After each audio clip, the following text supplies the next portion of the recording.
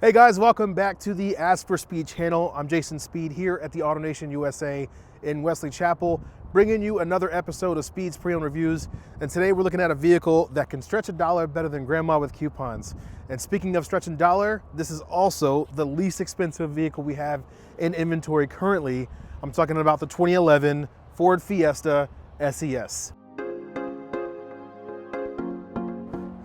So I always show you guys what's under the hood, even on the gas savers. This 1.6 liter four cylinder has 120 horsepower, 112 pound-feet of torque, and it sips gas like fine wine. It has a 6-speed automatic transmission with a dual clutch, and you're gonna get about 29 miles per gallon in the city and about 40 miles per gallon on the highway, with a 0 to 60 of eventually.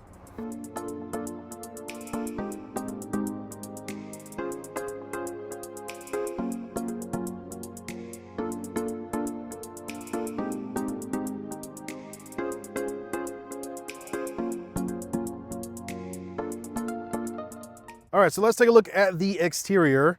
What I know about the Ford Fiesta is it has a European sporty hatch design, so designed after some like European cars. And you would compare this probably with something like the Honda Fit or maybe even the Toyota Yaris as far as compact in size. But the SES trim gives you a little bit more of a sportier appearance with a chrome on the fog lights. You have those headlights are actually pretty big, but you know, relative to the size of the car. You're gonna have the SES package also has the 16-inch wheels that you see on this one. It's really nice that you even get the exterior turn lights, the exterior turn signals on the mirrors. I know the mirrors are heated, so if you live in a colder environment, you can have the mirrors that defrost, and you have that little concave mirror on the side for the extra blind spot or visual around the side of the car. Nice sized tail lights for the size of the vehicle. Make sure that you're seen while you're driving around. You get the single exhaust off the passenger side. The antenna that sits up top, the rear wiper, gas is on the driver's side. Not much to it, but it's still a good looking car. Probably cost you 37 cents to fill it up.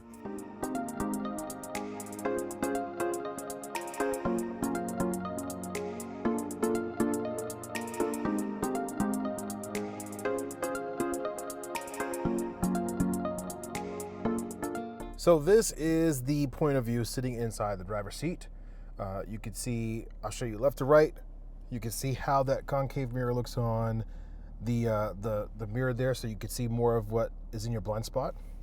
You have the door handle up top with mirror controls on left and right. You have the window controls with the window lock. Your headlights are here on the left dash with the light adjustment for the brightness of the dash. So on the left side of the steering wheel, behind the steering wheel, you have the column shifter that's for your turn signals, your voice response button, and then even has a button for the trip, which is really cool placement. You have on the left side the phone button to answer or hang up phone calls, left or right on the track, and then the mode for the audio between AM or FM or Bluetooth or whatever is connected. You have the right has the cruise control settings with your wipers here, and if you pull that back, you have the rear wiper. If you pull this up or down, you have the front wiper. On the radio controls, one thing to note is that the lock and unlock button is right here in the middle of the radio above the hazards. You have a menu option, of course, lots of different audio options, and then even like dialing, hard buttons for dialing in phone numbers. With a CD player, break out your NSYNC collection and pop that CD in there. And then a little bit of, I guess you can call it shelf space for not very much, but just more for design.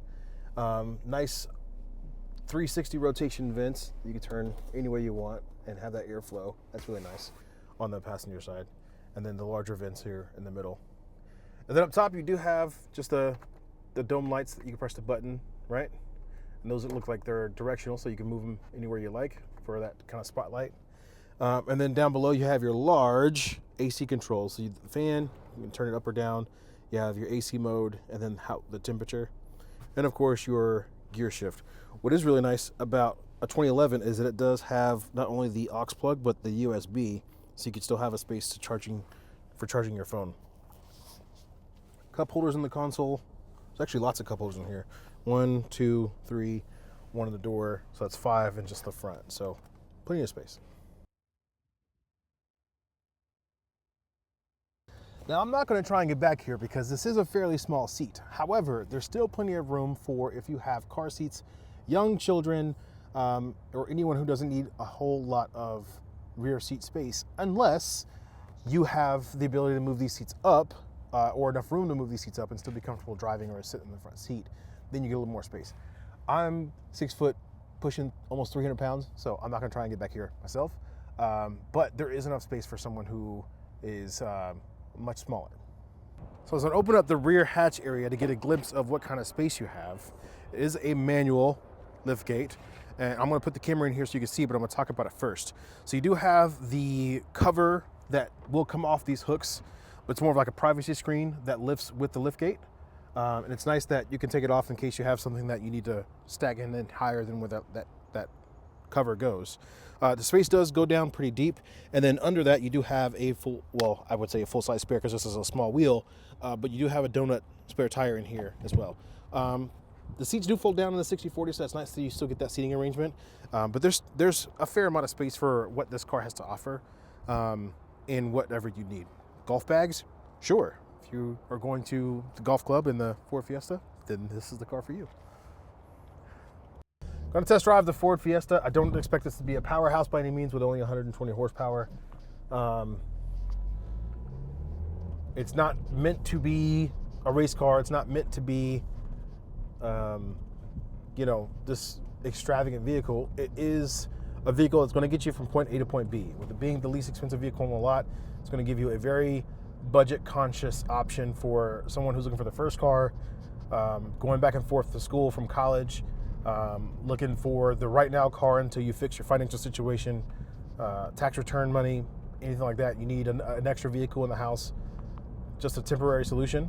This is the right car for you. Now, that's not to say that you're going to have a huge maintenance bill, because I don't expect you to. It seems like something that's well taken care of. It's 14 years old and it has less than 100,000 miles on it.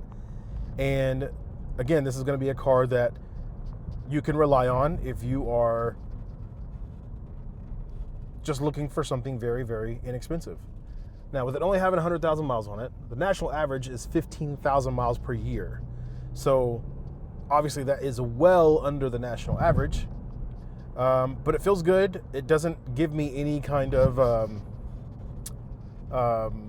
red flags. It is 14 years old, so I expect there to be some kind of, some kind of noise level with a 14-year-old car. It is going to be a lot noisier because it is a lot smaller wheels and a lot closer to the ground. So you're going to feel more road feedback. You're going to hear more road noise. Divots, bumps, things like that. You're definitely going to feel all of those. Seems to stop just fine. No grinding, no squeaking on the brakes. If a family member of mine was looking for this vehicle, I would be comfortable selling them this car. But again, what I was saying, don't expect to have a huge maintenance bill with this. It's something that seems like it's been maintained pretty well, and shouldn't have a huge issue on keeping it running. Not a lot of moving parts, not a lot of parts in general in this compact hatch, but should be something very easily maintained. Wouldn't cost you more than 20 to 30 bucks, I would think, to fill it up. And my best educated guess is that should get you, somewhere close to 200 to 300 miles per tank, with it getting 40 miles per gallon on the highway.